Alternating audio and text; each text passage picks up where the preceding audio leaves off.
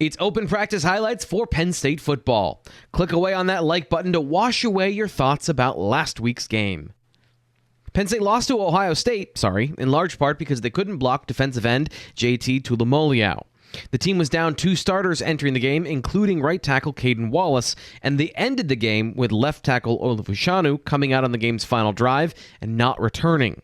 So where does that leave the banged-up Nittany Lions heading into a road contest with Indiana? Well, swing tackle Bryce Effner kicked over to left tackle, and backup Jimmy Christ got his chance on the right side. Without Landon Tengwall on the interior, Penn State is now beyond its original 7 offensive linemen that it had rotated so far this season. The good news is that Indiana sits 8th in the Big Ten with 112 total defensive pressures, according to PFF. Defensive end Alfred Bryant can be an issue, as can blitzing linebacker Aaron Casey. Indiana is also a team that has confused and frustrated Penn State's offense in the past. While he's tossed 7 touchdowns, starting quarterback Clifford has thrown 3 interceptions against the Hoosiers in his last 3 starts. According to PFF's turnover-worthy play stat, Clifford has put the ball in harm's way 5 times in 3 games.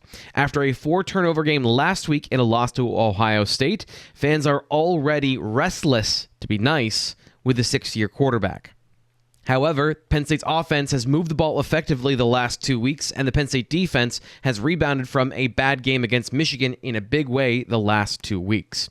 If Indiana stays pat on offense coming out of its bye week, they'll be hard-pressed to find success against Penn State's defense, and that means the offense should have plenty of chances to rack up points.